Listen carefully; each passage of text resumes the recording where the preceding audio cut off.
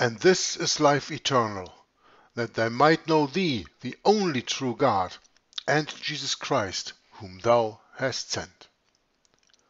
Hello and welcome everybody to a new video from YHWH, Hour of the Truth. Today, once again, in this wonderful series, Yea, hath God said, and still reading in the book from U.H. Stannis from the 19th century, a history of the origin of the doctrine of the Trinity in the Christian Church.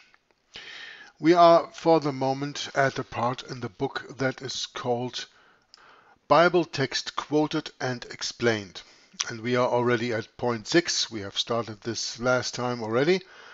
And it says here in point 6, another text quoted by Dr. Iesus, for through him we both have access by one Spirit unto the Father, which is from Ephesians chapter 2, verse 18.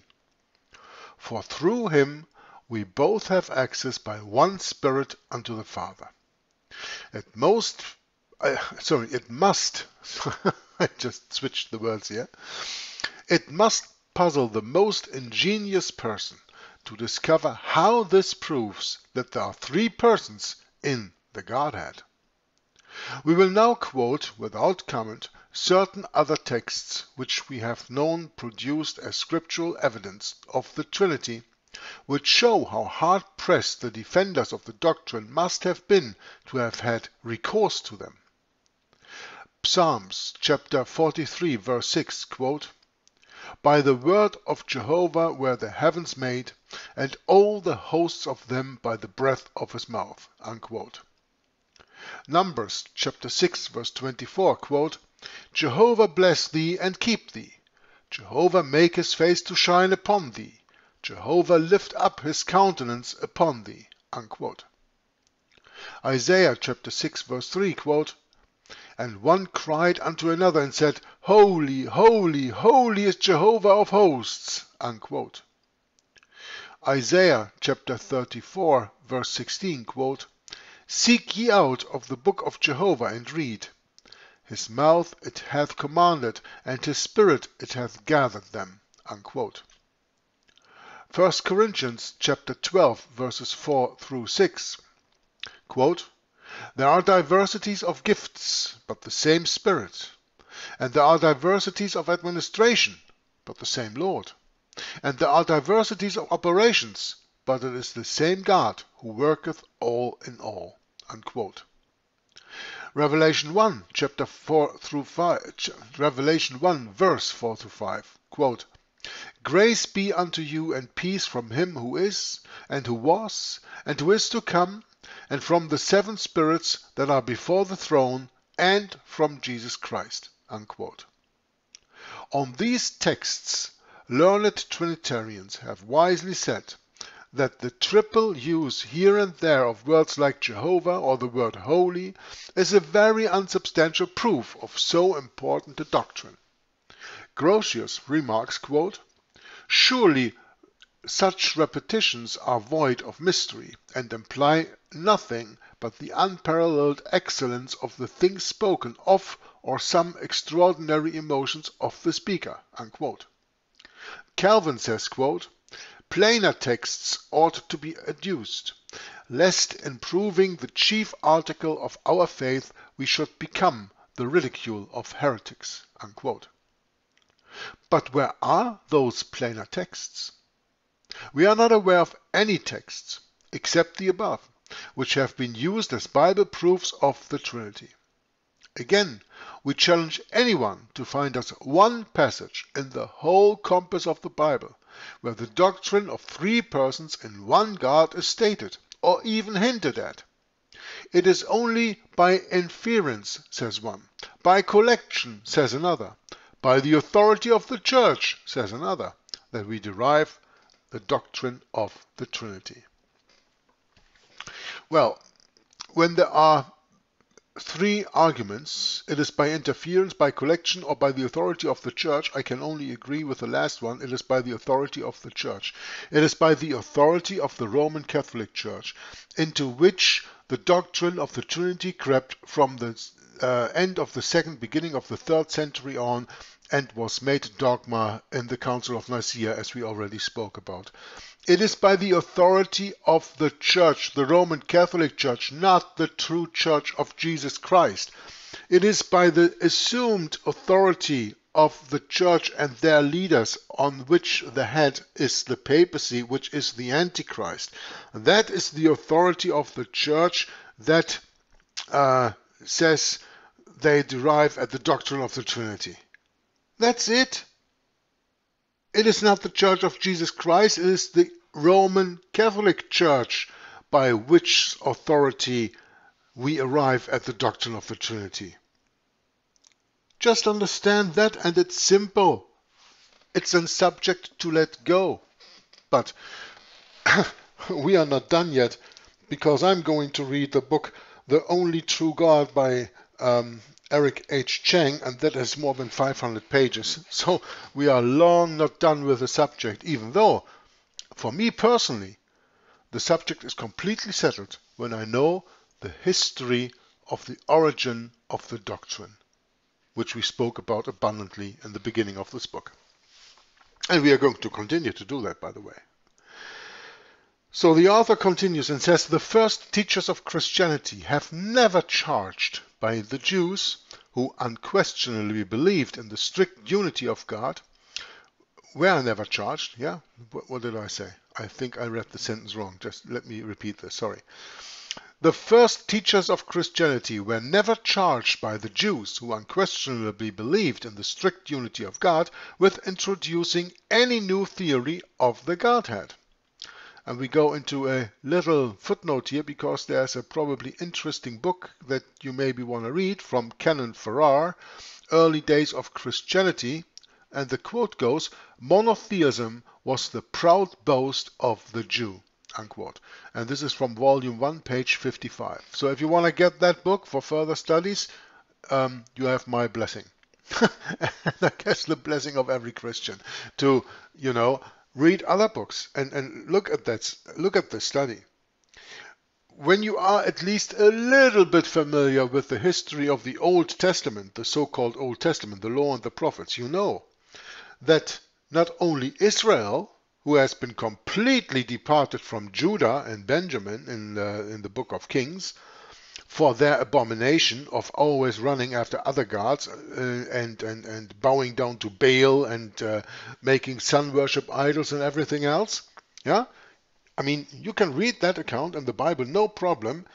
At that moment, God parted the nation of Israel from the 12 tribes into 10, who he dispersed all over the world, and 2 who were remaining there, the Jews.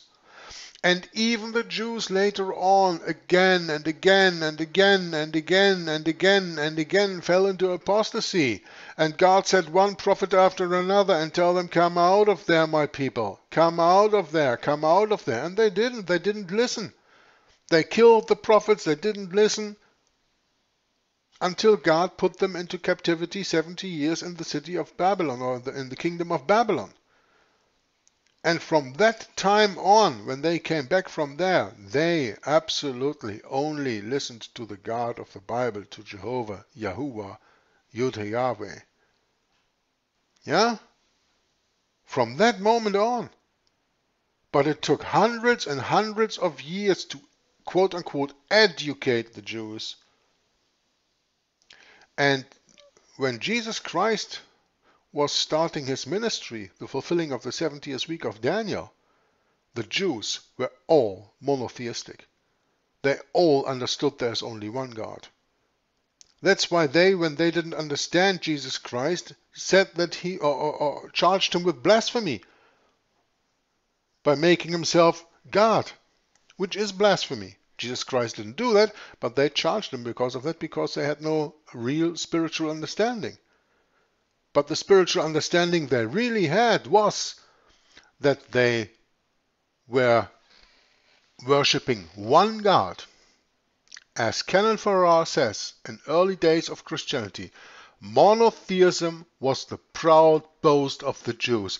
This is what separated the Jews, and still separates them, from every other religion in the world, who has whether idol worship or more than one God. It's Judaism that has one God.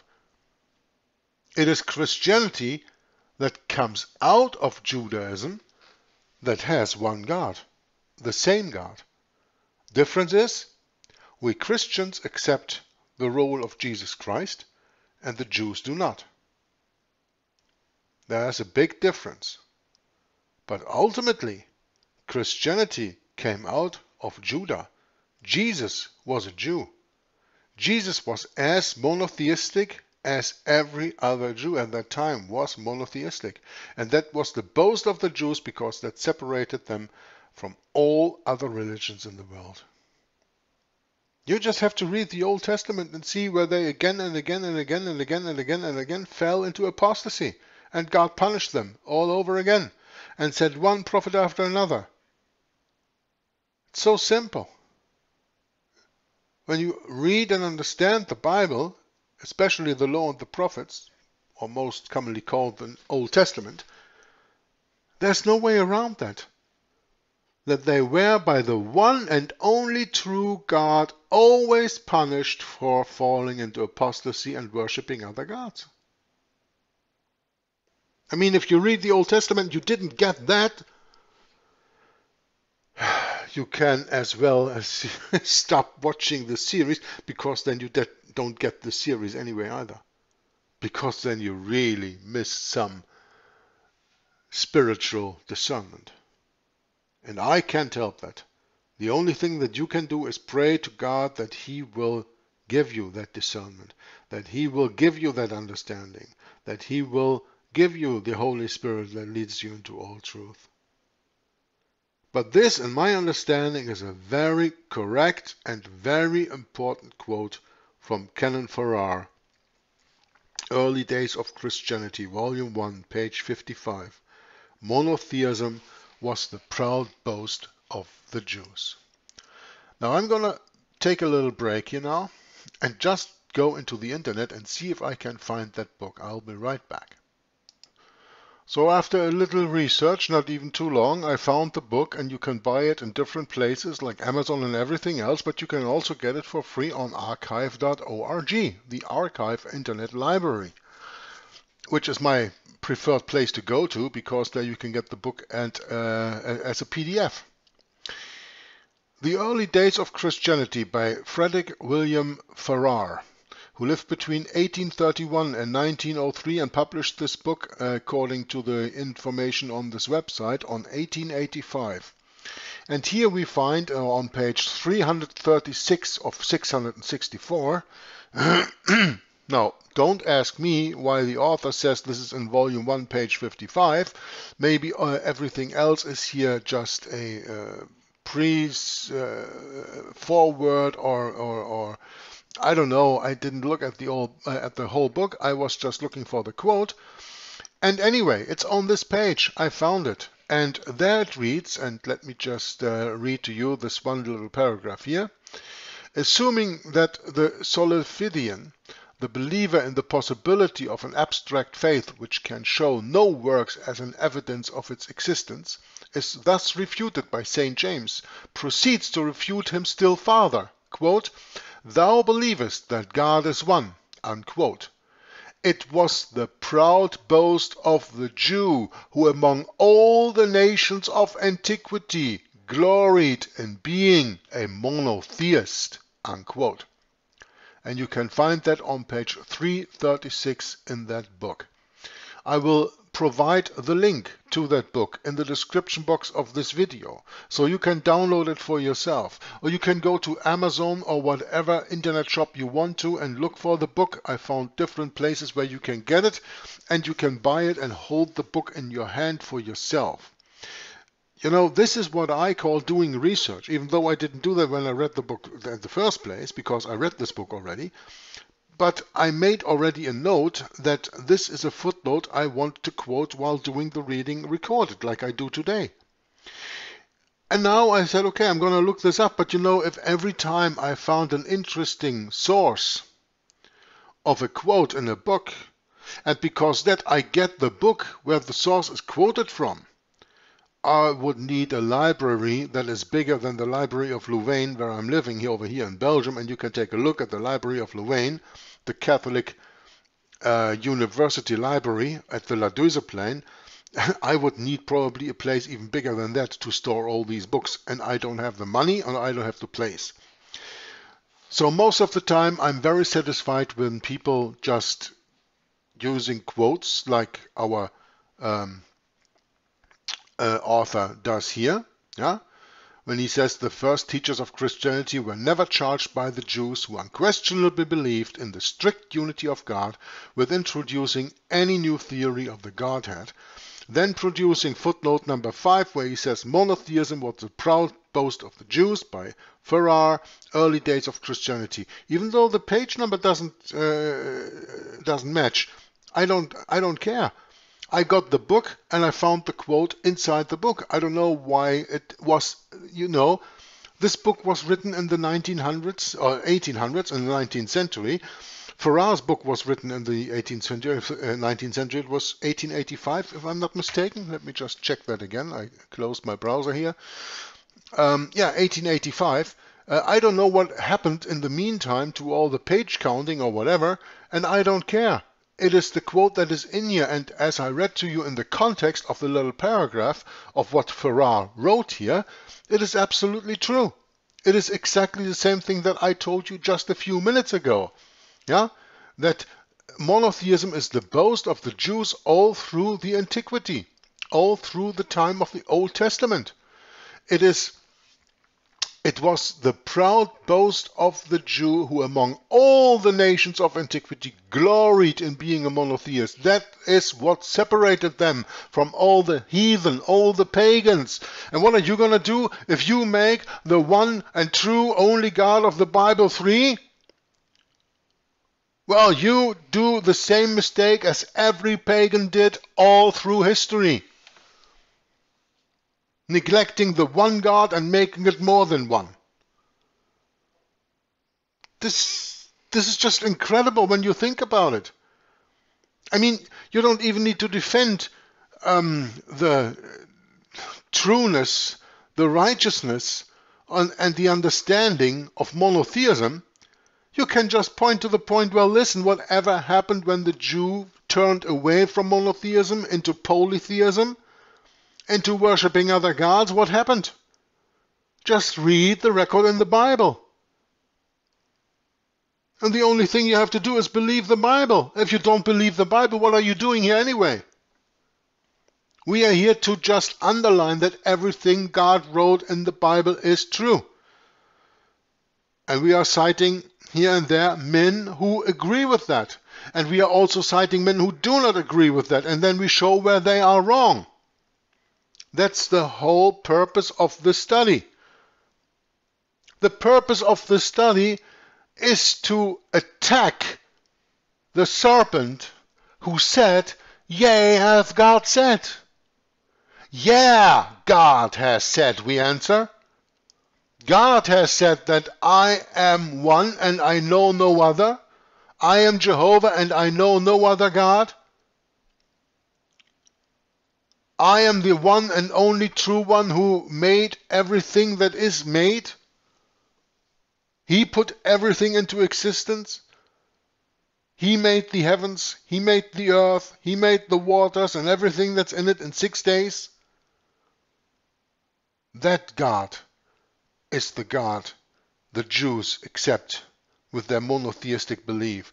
And that God is the God that Christians should believe when they call themselves Christians. The only true God they should worship is the same God that the Jews worshipped when we go back to the quote that monotheism was the proud boast of the Jew. It's one God. It is one Son of God and it is one Spirit of God. But those are three different entities, things, persons, whatever. It's not one, never was one. And when you make these three one, you take away the whole idea of monotheism. You mix the holy with the profane. There's no way about it. And many people in history saw that and warned people about it, like Kenneth Farrar in his book, like U.H. Stennis in his book, like Eric H. Chang in his book, like so many others. And if you don't want to listen, if you're too stubborn, if you show that you have ears but don't hear, if you show that you have eyes and don't see, well, then nobody but God can help you. But will He help you when you address a false God in your prayers? Well, that's an interesting question, right?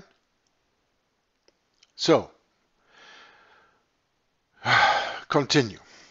The first teachers of Christianity were never charged by the Jews, who unquestionably believed in the strict unity of God, with introducing any new theory of the Godhead. Many foolish and false charges were made against Christ, but this was never alleged against him or any of his disciples. When this doctrine of three persons in one God was introduced into the church by new converts to Christianity, it caused immense excitement for many years. In another footnote, the author says here, in the 4th century were held 13 councils against Arius, 15 for him, 17 for the semi-Arians, in all 45. This is what Jordan in his work on volume 2, page 60 says. In the 4th century, do you remember when I told you that between the Council of Nicaea in 325 and the Council of Constantinople in 381 there were 75 councils held? And here 45 all concerning Arianism. Means the debate whether Jesus is God or Jesus is not God. 45 in the years between 325 and 381. He says here in the 4th century.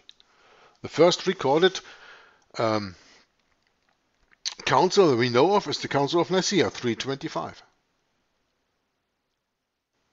In the 4th century were held 13 councils against Arius, 15 for him, supporting him, and 17 for the semi-Arians. In all, 45. And it was about 75 between 325 and 381 AD, and you can verify that when you watch this video series I have uploaded on my the papacy is the Antichrist channel by Sean Finnegan, One God Overall. There's one part where he goes explicitly into that, and you can also go and do an internet research and look for all the different councils there, and you will find them. So, continuing. Referring to this, Mosheim writes, under the 4th century, quote, the subject of this fatal controversy, which kindled such deplorable divisions throughout the Christian world, was the doctrine of three persons in the Godhead. A doctrine which in the 3 preceding centuries had happily escaped the vain curiosity of human researchers and had been left undefined and undetermined by any particular set of ideas. Unquote. Would there not have been some similar commotion among the Jewish people in the time of Christ, if such a view of the Godhead had been offered to their notice, and if they had been told that without belief in this they would perish everlastingly? We come to the concluding chapter of this part of the book. The book is still not done.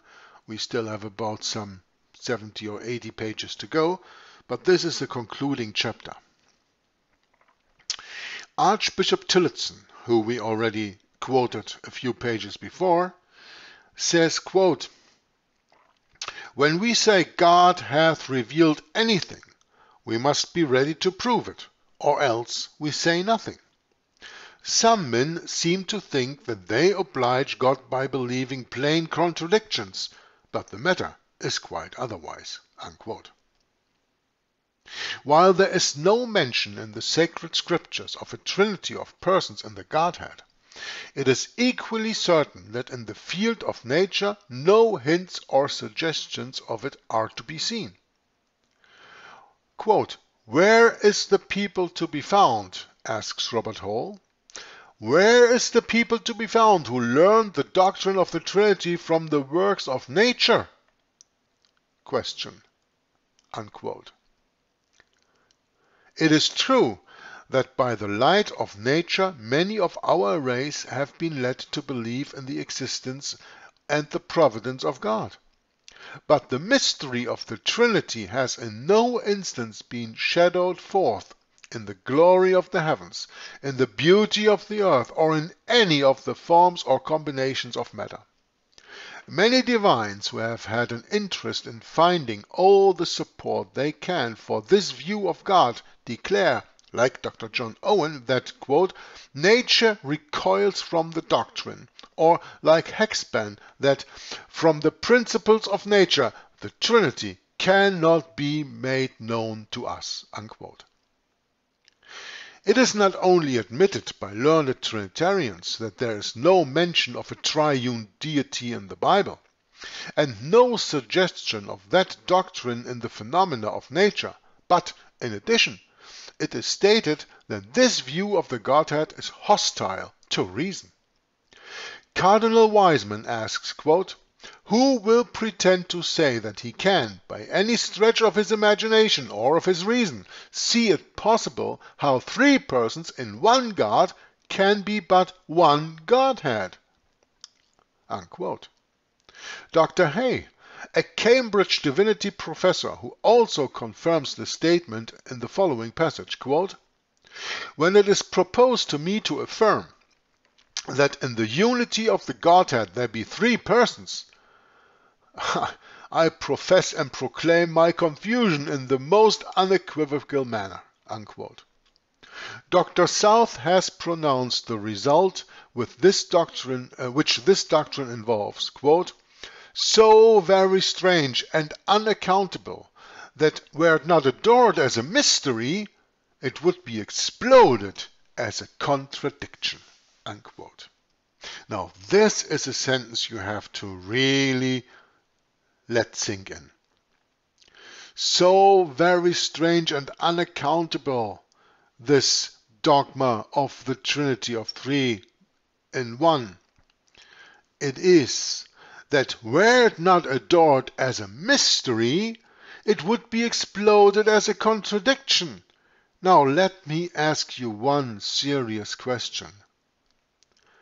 Is our true God and the creator of everything a God that throws at us mysteries and riddles and problems to think about? Especially mysteries?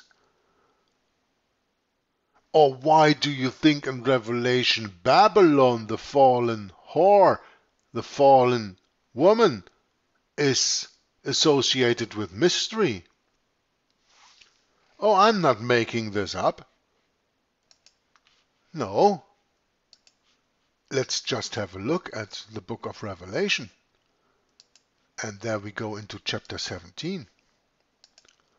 And in chapter 17 it says, "And there came one of the seven angels which had the seven vials, and talked with me, saying unto me, Come hither, I will show unto thee the judgment of the great whore that sitteth upon many waters, with whom the kings of the earth have committed fornication, and the inhabitants of the earth have been made drunk with the wine of her fornication. So he carried me away in the spirit into the wilderness, and I saw a woman sit upon a scarlet-colored beast, full of names of blasphemy, having 7 heads and 10 horns. And the woman was arrayed in purple and scarlet color, and decked with gold and precious stone and pearls, having a golden cup in her hand, full of abominations and filthiness of her fornication. And upon her forehead was a name written, Mystery, Babylon the Great, the mother of harlots and abominations of the earth." So who is teaching mystery in this world? Babylon the Great, the mother of harlots and abominations of the earth, or Yahweh, our one and only true God, the creator of all? Let me ask you that. And let me know your answer in a comment. So very strange and unaccountable that were it not adored as a mystery, it would be exploded as a contradiction. But if you adore a mystery, you are adoring a fallen woman, the whore of Babylon, the Roman Catholic Church, and the head of the Roman Catholic Church, the biblical, historical, and prophetic Antichrist. That is the power that this little comment or quote from Dr. South has. So very strange and unaccountable is this doctrine of the Trinity, of the three-in-one gods, that were it not adored as a mystery, it would be exploded as a contradiction. Now let me just ask you, what are you going to do? Are you going to adore a mystery? And you don't know what you adore? Oh, didn't we read that already in the book of Acts? When Paul came to the people in Athens and he found an altar with the inscription to the unknown God, and he said, this unknown God I proclaim to you now. Do you want to worship something you don't know? Do you want to worship a mystery that makes no common sense? Or do you want to see that exploded, exposed as a contradiction? Well, to me the latter. Quote, that three beings should be one being, so says Soam Jennings, that three beings should be one being is a proposition which certainly contradicts reason. That is, our reason. Unquote. The language of Bishop Beveridge sets the matter in the clearest light as an inconceivable mystery. Again, the word mystery. An inconceivable mystery. The matter of one God in three is put into an inconceivable mystery. Where does mystery come from? Revelation 17. And when you have read that, we go further with the comment, with a quote. Quote, that God the Father should be one perfect God of himself, God the Son one perfect God of himself, and God the Holy Ghost one perfect God of himself. And yet that these three should be one perfect God of himself, so that one should be perfect, three and three perfectly one. That the Father, Son, and Holy Ghost should be three and yet be one, but one and yet three. Oh, hard, amazing, thought-devouring, unconceivable mystery! The mystery you find exposed in Revelation chapter 17. In view of this doctrine and its relation to the scheme of redemption, Bishop Hurt confesses that it, quote, that at it, quote, reason stands aghast, and faith herself is half confounded, unquote. Now, if it be true that the Christian religion is a simple, natural, and rational religion, and if it be impossible so to describe the doctrine of three persons in one God, the question may well arise whether this doctrine forms any part of the Christian system. Okay? Let us just repeat this point one more. Let us just repeat this quote once more. Now, if it be true that the Christian religion is a simple, natural, and rational religion, and if it be impossible so to describe the doctrine of three persons in one God, the question may well arise whether this doctrine forms any part of the Christian system. The strict and absolute unity of God is the doctrine of the Bible, and accords with the works of nature and the intelligence and reason of man. All the forms of prayer which we find in the Bible are invariably addressed to one God, one mind, one person. There are no appeals in the sacred volume to a holy, blessed, and glorious Trinity, three persons in one God. The idea of God is everywhere strictly monotheistic. This truth of the unity of God appears clear, and the proofs of it are as abundant as blades of grass on the landscape, or as leaves in the forest. The language of the Bible about God endorses the plain language of nature, reason, and common sense. Why, then, do so many of our brethren fall back on inconceivable mysteries and palpable contradictions? Why does the great body of the Christian Church suffer itself to be trammeled by the jargon of a scholastic theology, and by notions about our Heavenly Father which have completely obscured the simplicity of Christ, and introduced creeds and forms of worship not only unknown to the pages of the New Testament, but opposed to both its letter and its spirit? While the source of the doctrine of a tri-personal God is not to be found in the Bible, it can be traced to pagan notions and scholastic subtleties, which the writer of the following pages, the prize essay, has laid open. We are not without hope that the intelligence of the present age, aided by the wide diffusion of the Scriptures, will speedily lead the great body of thinking Christians to the rediscovery of what Sir Isaac Newton once called, quote, that long-lost truth of the gospel, the unity of God, unquote. The philosopher is not alone in his wish for church reform.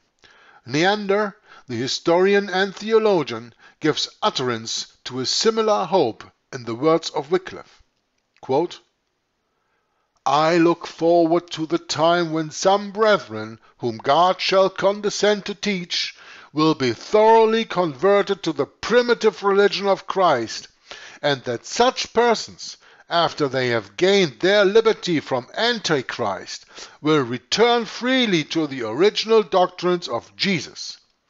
And then they will edify the church as did Paul. Unquote. And this actually ends the book. We are now going for the next parts into what he calls here the prize essay that the author wrote. On the subject, of course. But before we go into that, we will take a break, and this will be starting the 19th reading of this series, Yea, hath God said.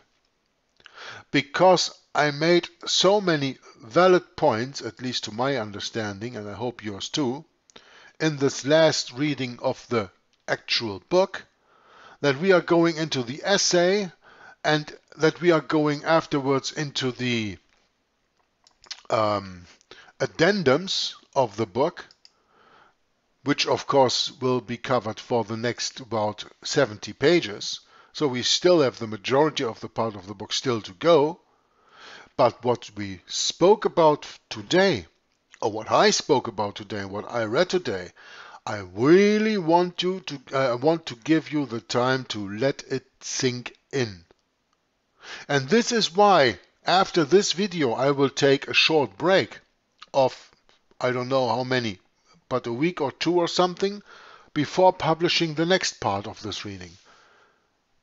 So because I want everybody to really understand and digest what I said and read in this part of the book. And of course give you the time to even go on the internet when I provide the link and have a look at the book The Early Days of Christianity by Farrar. I haven't read that book. I don't know that book. I just looked it up online while you were listening. I have no idea what's it all about. But that quote already, and this is here from page 336 of 664, I repeat it once again. Assuming the Solifidian, the believer in the possibility of an abstract faith which can show no works as an evidence of its existence, is thus refuted. St. James proceeds to refute him still farther. Quote, "Thou believest that God is one," unquote. And I think the Bible even goes further and says, "Thou doest well." It was the proud boast of the Jew who among all the nations of antiquity gloried in being a monotheist. That was a very important part of the reading today, and still a few others. And I really want to give you the time to think about it and to work it out for yourself. And I would be glad if, when you understood what the book was about so far, you come back for the next part. If you want to engage yourself in an even deeper study of the subject as we have gone so far, because now you are convinced that you don't want to worship a mystery, but you want to worship the one and only true God, Yahweh, then I would gladly welcome you back to the next 20th part of this reading, if I'm not mistaken. This is part 19. No, this is part 18. So I would very much welcome you back then to part 19. And then from there on, we are going to continue that book without any interruption until it's done. And you can always download the book for yourself on the internet. You can always get a copy of it and hold it in your hands. You can always do studies with other books, other websites, other teachers. Compare and let your common sense and let your heart decide. What does your heart want to worship? I don't know your heart. God says the heart of man is desperately wicked from the start. Who can know it? But I also say God renews the heart through the gift of grace and faith in the one true God and Jesus Christ whom he hath sent. Until next time, Shalom, Maranatha. We must start at the foot of the cross. For our souls in danger, we're at loss. And when we kneel in that awesome place, at that very moment, you'll feel God's grace.